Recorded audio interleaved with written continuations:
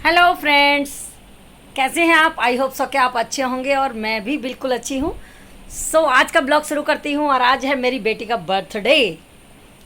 Friends, ये है खूबसूरत सा केक, फ्रूट्स केक। तो ये देखिए पूजा, तो पूजा का बर्थडे है, इसीलिए हमने ये डेकोरेशन की है। फ्रेंड्स, आज देखियो मैंने पहनी है साड़ी, और वो भी बिल्कुल हल्की, बिल्कुल पेपर में, सिल्क में पहनी है। और आज है मेरे यहाँ पे कथा, तो बहुत अच्छा दिन है, बुद्ध पूर्णिमा, तो मैंने कथा रखवाई है। और क्लीनिंग करने के बाद मैं कर रही हूँ प्रसाद की तैयारी। तो चलिए प्रसाद बना लेते हैं, और पंडित जी आने वाले हैं 11 बजे, तो होगी कथा शुरू। और आप भी शामिल होइए मेरी कथा में, ठीक है। और अगर आप नए हैं तो प्लीज़ मेरे चैनल को सब्सक्राइब कर लीजिए, और अगर पुराने हैं तो प्लीज़ मेरी वीडियो को शेयर कीजिए, कमेंट कीजिए। तो चलिए शुरू कर लेते हैं प्रसाद बनाना। और प्रसाद में बनेगा गेहूं के आटे का प्रसाद, और उसमें मिलेगा बूरा और ड्राई फ्रूट्स, इलायची पाउडर, ये मिलेगा प्रसाद में भुनने के बाद। और चरणामृत बनेगा, चरणामृत में पड़ेगा दूध, दही, चीनी, बूरा, शहद, तुलसी पत्ता, और चाहे तो आप ड्राई फ्रूट, मखाने वगैरह भी डाल सकते हैं। तो पंचामृत बनेगा, सत्यनारायण भगवान की कथा होगी, हवन होगा, और फिर होगा लंच। तो आप भी इनवाइटेड हैं मेरे प्रोग्राम में। आज तो कथा ही पूरी लंबी हो जाएगी, और गेस्ट लोग आएंगे तो काफ़ी लंबा व्लॉग हो जाएगा। तो पूरे घर का टूर बाद में कराऊंगी अगली वीडियो में, ठीक है। तो चलिए कर लेते हैं प्रसाद की तैयारी। तो यहाँ मैंने 2 कढ़ाई ली हैं, और 2 कढ़ाई में मैं एक साथ प्रसाद बनाऊंगी, क्योंकि प्रसाद बनेगा ज़्यादा, इसीलिए मुझे जो है 2 कढ़ाई की ज़रूरत पड़ेगी। तो यहाँ मैंने दोनों कढ़ाई रख ली हैं। अब मैं इनको कर लेती हूँ चालू। दोस्तों, कि प्रसाद को धीमी गैस पे भूना जाए तो बहुत ही टेस्टी प्रसाद बनता है, इसलिए मैं प्रसाद को धीमी गैस पे भूनूंगी। और प्रसाद को हमेशा सवाया में लें, 1.25 किलो, 2.25 किलो, 3.25 किलो सवाया में लें तो अच्छा रहता है। और मेहमान आने लगे हैं सारे, और मेरा फ्रेंड सर्कल भी आने लगा है।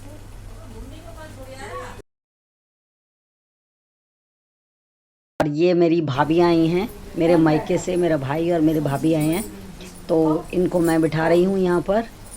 और ये मेरी नंद है बड़ी, और सभी नंदें आई थी, और एक नंद नहीं आई, सबसे छोटी, उनको कुछ काम था तो वो नहीं आए। और यहाँ मैं अपने भगवान को स्थापित कराऊंगी, अब पंडित जी से मंत्रों के साथ अपने मंदिर में विराजमान करूंगी अपने भगवान को, जो मैं लेकर आई थी अपने ठाकुर जी वृंदावन से और मथुरा से, तो वो सब मैं अब यहाँ पर विराजमान करूंगी। तो ये हैं हमारे मेरे कान्हा जी। ये सब मैंने बनाए ड्रेस।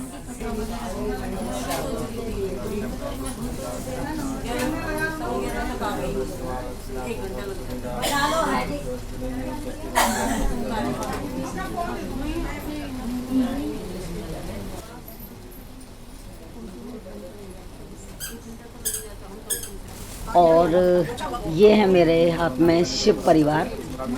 तो शिव परिवार में शिव जी, गौरा पार्वती जी और गणेश जी उनकी गोदी में बैठे हुए हैं। तो ये पूरा परिवार, मैंने इनके कपड़े पहले से ही बना के रखे हुए थे, तो इनको भी स्थापित कर देती हूँ। और अब है मेरे पास जो है राम दरबार, और राम दरबार को भी मैंने कपड़े अपने हाथ से बनाकर ही पहनाए हुए हैं, इसको भी बिठा देते हैं।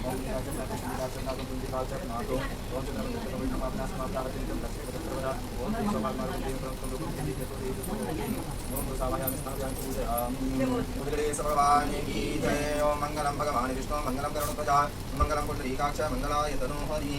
ओम अद्वैतीकरणं ओम अवृत्रा पवित्रो वा सर्वावस्थांगतो विवा या सर्ववित्रिधारणं ओम पवित्रे सवितुर्वहं समिश्रण पवित्रं पवित्रं पवित्रं पूजनकामः पुनीत चाकीयं स्वस्ति जगधारणं ओम स्वस्ति जगधारणं ओम या अन्नजवामनवः सूर्यस्तोस्वेनो जीवा अवसागमन्यः पदान्तर्देवी सूर्यामदेवा वनमसेमा शव्यत्राः स्थिररङ्गसुष्वंस्तनु विकसीमहि देवैतञ्जरायुः सकमिन्नु सरलोकञ्जिदेवात्रानचक्रादिरसन्तनु नाम पुरातुलपितरो भवन्ति मानो मर्यादिकरानन्तोः अदितिदोरतिरन्तुचमत्रमादाशविदाशब्दः विश्वीदेवा ऐतिः पञ्चजना अदितिदण्डोपतिदेवो शान्तिः शान्तिरोपदयः शान्तिमन्त्रयः ओम अक्षरपुष्पाणि हित्वा द्वादशनमस्कारः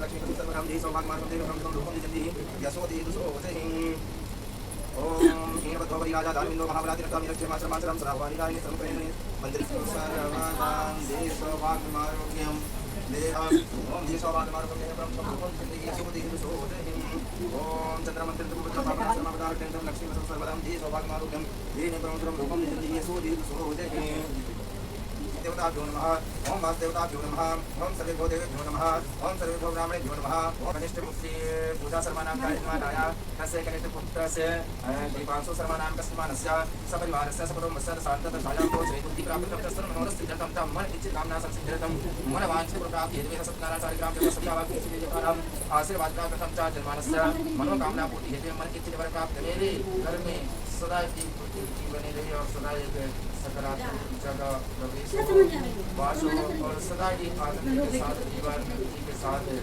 ऊर्जा के साथ हम लोग सदा इस घर में रहे और आनंद के साथ जीवन व्यतीत करेंगे। प्रभु सत्यनारायण देवता ये सभी आवाज कृषि देवती देवता आपके सम्मुख में सत्यनारायण कथा श्रवण करने जा रहा हूँ। उसमें अगर कोई गलती हो, कोई त्रुटि हो, कोई बात कर, कोई अपराध, कोई समझ छूट जाए तो प्रभु क्षमा करें और मेरी पूजा को स्वीकार करें और मेरी पुत्री की जन्म वर्षगांठ में सदा सदा उसका आशीर्वाद बनाए रखें और उसकी सारी इच्छाओं की पूर्ति करें।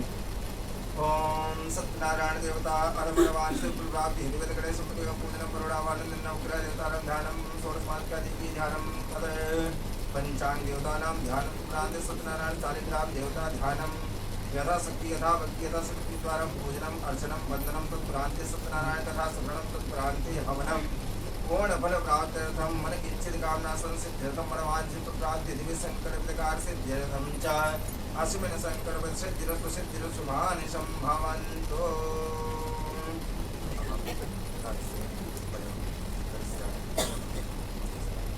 ओम जागृतोदरं दिद्वंगमं ज्योतिषां ज्योतिर्गन्धर्वं मनः शिवसंकल्पमस्तु अस्मिन् संकल्पे सिद्धिः सिद्धिः शुभानि संभवन्तु। ओम जागृतोदरं दिद्वंगमं ज्योतिषां ज्योतिर्गन्धर्वं मनः शिवसंकल्पमस्तु। ओम दुर्सकलसंकल्पाभ्यां नमो नमः सव्यावाक्यसिद्धिदेवताभ्यो नमो नमः।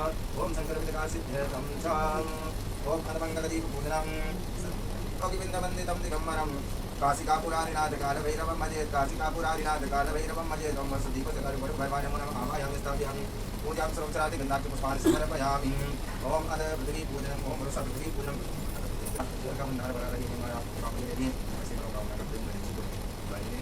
ओम गजाननं भोदिगणादिसेवितं कपितजम्बो फलचारुभक्षणम् उमासुतं शोकविनाशकारिकं नमामि विघ्नेश्वरपादपङ्कजम्। नमो देवी महादेवी शिवायै सततं नमः नमः प्रकृतिभद्रायै नियता प्रणता स्मृताम्। ओम गणानां द्वारा ब्रह्मवामहे प्रियाणां द्वारा प्रतिनिधीनां द्वारा ब्रह्मवामहे प्रत्याशिक्रमदम्मा अम्बे अम्बिके मार्गेण कृष्णां सुखाशुभद्रिकां कम्लीलवासिनीं मां शान्तिं श्रीमन्मः गणाधिपतये नमः। ओम शौर्यां शौर्यमतीन्दुरुच्य पदवीं सन्मङ्गला मङ्गला सद्बोधिश्च बुधौ गुरुश्च गुरुतां शुक्रां सुखां संसनि राहुर्बाहुबलं करोतु सततं केतुकुलासोन्नति नित्यामृतिकरा भवन्तु मम ते सर्वेऽनुकूलाग्रहा नवग्रहानुकूलाग्रहा। ॐ नीलाम्बुजश्यामलकोमलाङ्गं सीतासमारोपितु वामभागं पाणो महासायकचारुचापं नमामि रामं रघुवंशनाथं मनोजवं मारुततुल्यवेगं जितेन्द्रियं बुद्धिमतां वरिष्ठं वातात्मजं वानरयोग्यमुख्यं श्रीरामदूतां शरणं प्रपद्ये श्रीरामदूतां शरणं प्रपद्ये वन्दे देव उमापतिं सुरगुरुं वन्दे जगत्कारिणम् वन्दे पन्नगभूषणं मृगधरां वन्दे पशूनां वन्दे सूर्यशशाङ्कवह्निनयनां वन्दे मुकुन्दप्रियां वन्दे भक्तजनाश्रयं च वरदां वन्दे शिवां शङ्करां कस्तूरीतिलकं ललाटपटली वक्षस्थले कौस्तुभम् नासाग्रे परमोक्तिकं करतरीं वेणोकरे कङ्कणां सर्वाङ्गे हरिचन्दनं सुललितं कण्ठे च मोक्तावली गोपास्त्रि परिवेष्टितो विजयते गोपालचूडामणिं ॐ शान्ताकारं भुजगशयनं पद्मनाभं सुरेशां विश्वाधारं गगनसदृशं मेघवर्णां शुभाङ्गं लक्ष्मीकान्तं कमलनयनं योगविद्यानिगम्यां वन्दे विष्णुं भवभयहरं सर्वलोकैकनाथं ॐ अतः सव्यावतिष्ठितोऽनुमन्वाध्यायः ओमादिदेवं जगत्कारणं श्रीधरं लोकनाथं विभुं व्यापकमशङ्करं सर्वभक्तिष्ठरं मोक्षिदं माधवं सत्यनारायणं विष्णुमीशां भजे सर्वदा दुःखदारिद्र्यपारायणं देवगोविन्दवाराज सदविग्रहं दीनहीनात्मभक्त्याश्रयं सौन्दरं सत्यनारायणं विष्णुमीशां भजे सत्यनारायणं विष्णुमीशां भजे तुम सत्यनारायणं सत्यावतिष्ठितोऽनुमन्वाध्यायः आवायां स्थापयामि पूजयामि अतः मनोचिन्तामो विश्वे देवासयुवाने तामो कृतं पुरुषास्य प्राणस्य प्राणशङ्कुसंदेवमाचायि ॐ पञ्चनद्यः सरस्वती भवेन्सोसा सरस्वती पञ्चधासो देशे भवस्तलितां पञ्चामृतं मया नीतं पयोदकृतं मधुं सरकरा च समाकेशवं कृष्णं दामोदरं रामनारायणं दास्यति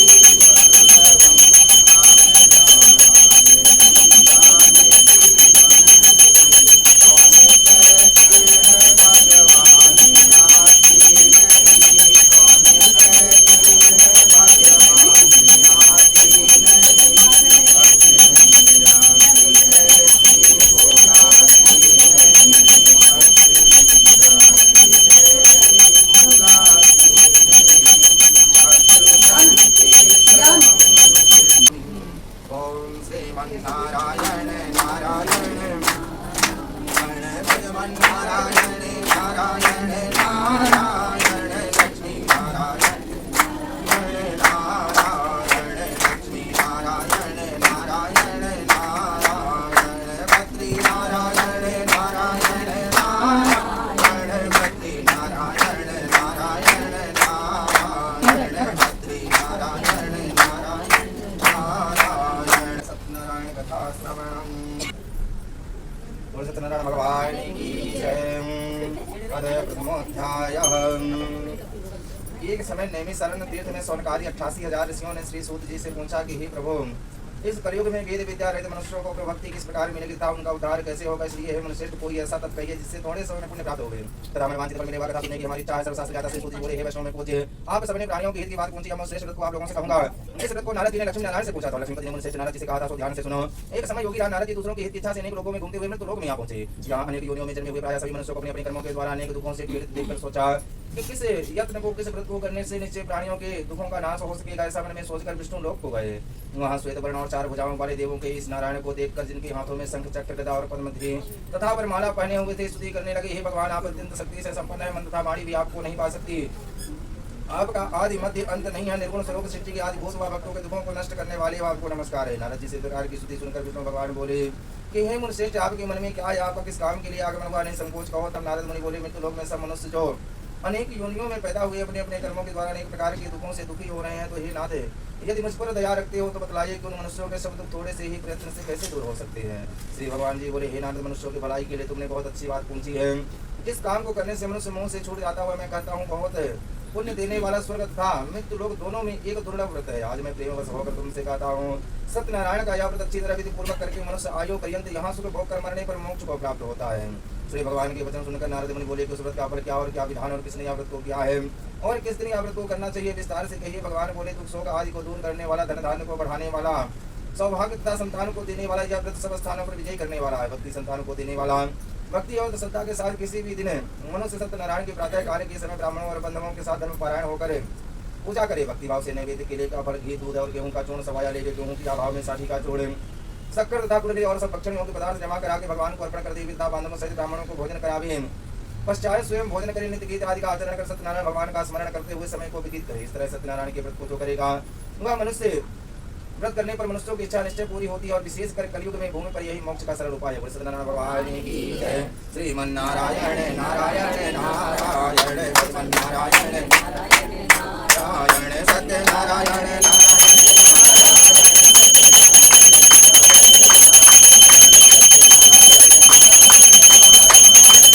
भगवान की जय। ओम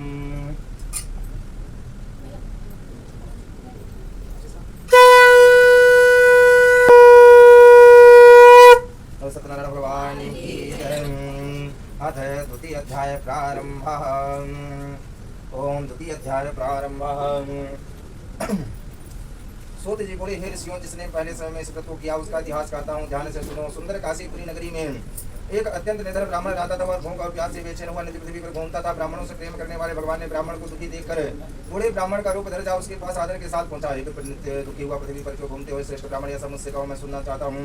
ब्राह्मण बोला, मैं निधन ब्राह्मण हूँ, भिक्षा के लिए पृथ्वी पर फिरता हूँ। भगवान, यदि आप इसका उपाय जानते हो तो कृपा कर मुझे कहो। फिर ब्राह्मण बोला कि सत्यनारायण भगवान मन वांछित फल देने वाले इसलिए हे ब्राह्मण, तो उनका पूजन करो, जिसके करने से मनुष्य सब दुखों से मुक्त होता है। ब्राह्मण को व्रत का सारा विधान बतलाकर बूढ़े ब्राह्मण का रूप धारण करने वाले सत्यनारायण भगवान अंतर ध्यान हो गए। जिस व्रत कोई वृद्ध ब्राह्मण ने बतलाया मैं उसको करूंगा, निश्चय करने पर उसे रात में नींद नहीं आई और सवेरे उठे सत्यनारायण के व्रत का निश्चय कर भिक्षा के लिए चला गया। उसको भिक्षा में बहुत धन मिला उससे, जिससे बंधुबांधवों के साथ उसने सत्यनारायण का व्रत किया।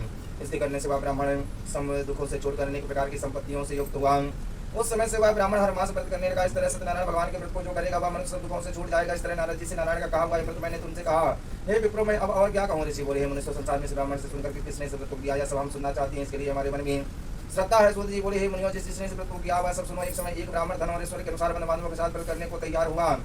उसी समय एक लकड़ी बेचने वाला बूढ़ा आदमी और बाहर लकड़ियों को रखकर ब्राह्मण के मकान में गया। प्यास से दुखी लकड़हारा उनको व्रत करते देखकर ब्राह्मण को नमस्कार करके रहने लगा कि आप क्या कर रहे हैं और इसके करने से क्या फल मिलता है, कृपा करके मुझको कहो। ब्राह्मण ने कहा, सब मनोकामनाओं को पूरा करने वाला यह सत्यनारायण भगवान का व्रत है। इसकी ही कृपा से मेरे यहाँ धन धान्य आदि की वृद्धि हुई। ब्राह्मण से इस व्रत के बारे में जानकर लकड़हारा बहुत प्रसन्न हुआ और चरणामृत लिए और प्रसाद खाने के बाद अपने घर को गया। लकड़हारे ने अपने मन में इस प्रकार संकल्प किया कि आज नगर में लकड़ी बेचने से जो धन मिलेगा उसी से सत्यनारायण देव का उत्तम व्रत करूंगा। या मन में विचार करें वह बूढ़ा आदमी लकड़ियां अपने सिर पर रखकर जिस नगर में धनवान लोग रहते थे वह ऐसे सुंदर नगर में गया।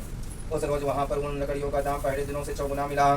तब वह बूढ़ा लकड़हारा दाम ले और प्रसन्न होकर पक्के केले की फली, शक्कर, घी, दूध, दही और गेहूं आटा इत्यादि सत्यनारायण भगवान के व्रत की कुल सामग्रियों को लेकर अपने घर गया। फिर अपने भाइयों को बुलाकर विधि के साथ भगवान जी का पूजन और व्रत किया। उस व्रत के प्रभाव से बूढ़ा लकड़हारा धन पुत्र आज से युक्त हुआ। संसार के समस्त सुख होकर अंत में वैकुंठ धाम को गया। बोले सत्यनारायण भगवान की जय। श्रीमन्नारायण नारायण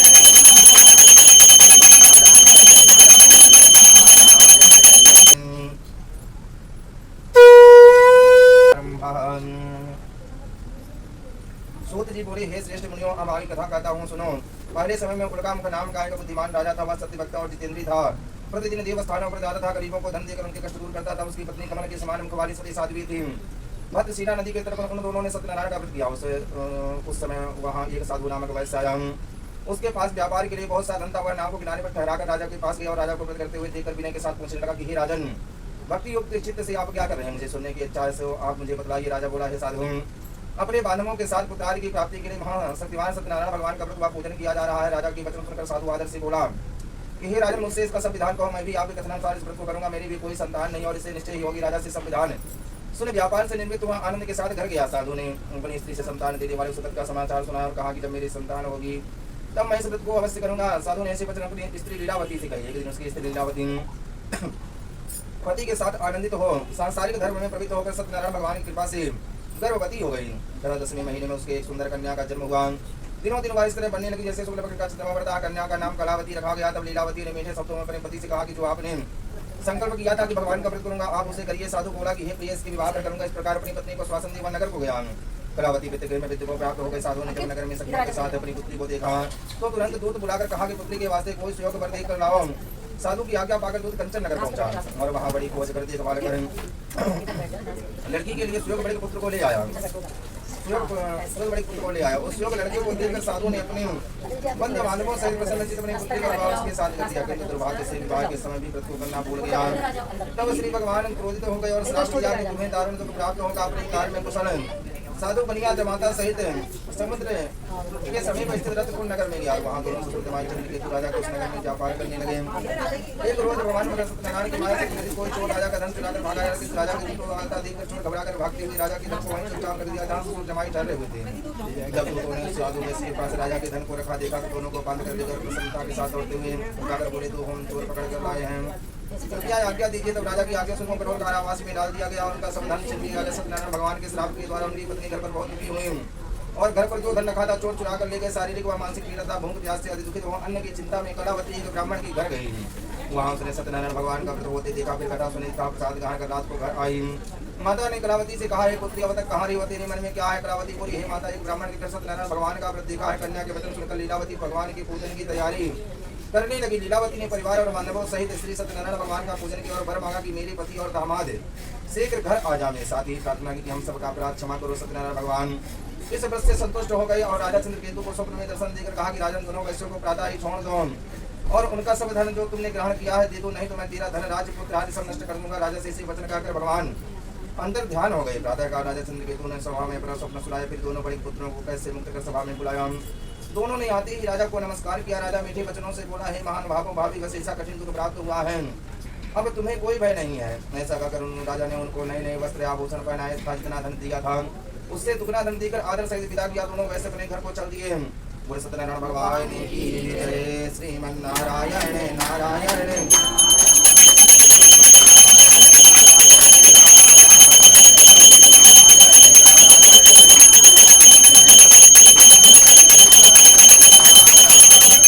भगवान की जय।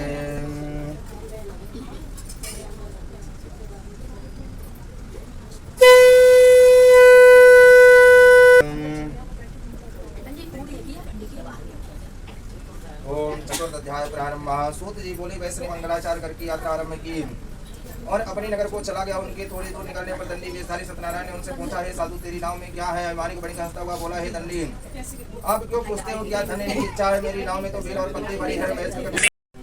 और देख सकते हैं मेरे घर में पूरे में सभी लोग बैठे हुए हैं। जगह बिल्कुल नहीं बची है क्योंकि घर छोटा पड़ गया है और सभी लोग आए हैं जितनों को मैंने बुलाया था और लिमिटेड लोगों को बुलाया है, फिर भी जगह कम है। इसीलिए मैंने सभी लोगों को नहीं बुला क्योंकि घर में जगह नहीं है और लाइट भी बार बार जा रही थी। बहुत मुश्किल हो रही थी घर के अंदर बैठने में, एक एक पल पे लाइट भाग रही थी।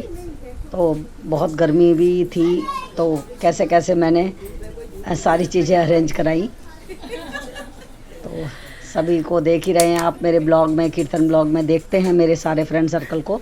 और यहाँ भी देख रहे हैं, यहाँ मेरे रिश्तेदार भी हैं, मेरी नंदे हैं और मेरे फ्रेंड सर्कल भी है। और ये है मेरी छोटी सी बेबी काबू। और हवन पूरा हो गया है और मैंने वीडियो नहीं बनाई क्योंकि आंखों में धुआं लग रहा था, गर्मी भी बहुत तेज़ थी। और अब सभी लोग हवन में लास्ट आहुति डाल रहे हैं।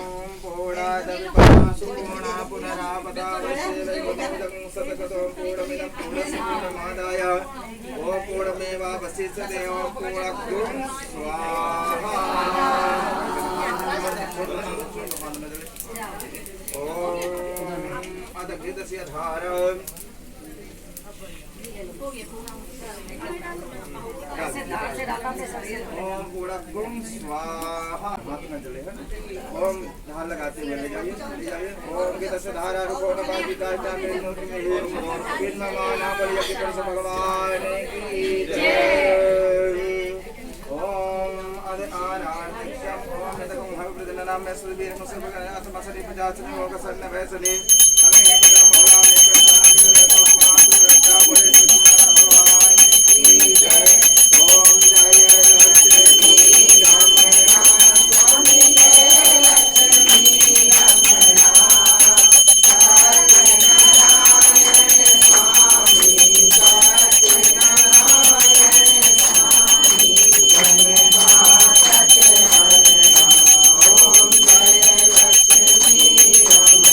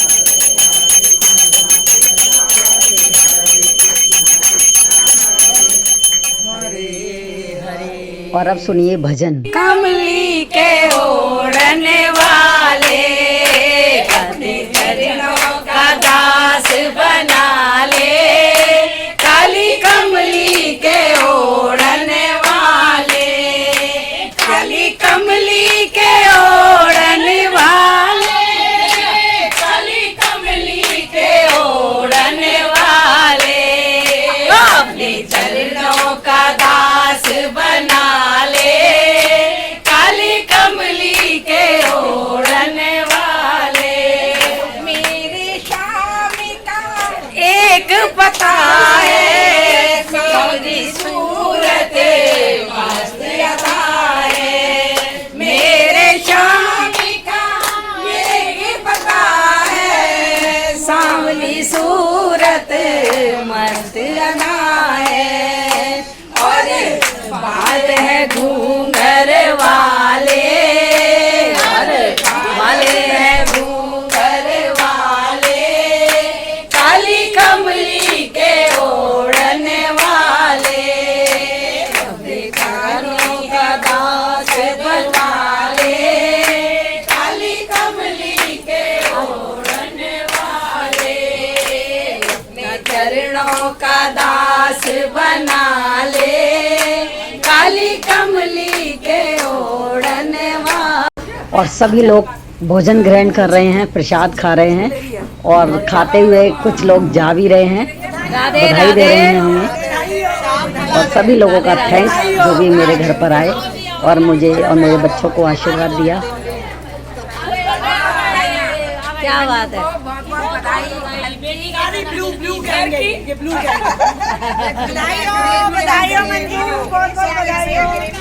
लड़की की बर्थडे घर का सबसे बड़ा घर बनने का, घर बनने का, घर बनने का। राधे राधे। फ्रेंड्स, अब प्रोग्राम पूरा खत्म हो गया है, समापन हो गया है, तो सभी लोग जा रहे हैं। और मेरी वीडियो को देखते रहिए। अगर आपको पसंद आता है तो प्लीज़ कमेंट कीजिए, लाइक कीजिए, शेयर कीजिए, और चैनल को सब्सक्राइब नहीं किया तो प्लीज़ रिक्वेस्ट है कर लीजिए, जिससे नोटिफिकेशन आपको सबसे पहले मिले। बाय बाय, मिलती हूँ नेक्स्ट वीडियो में।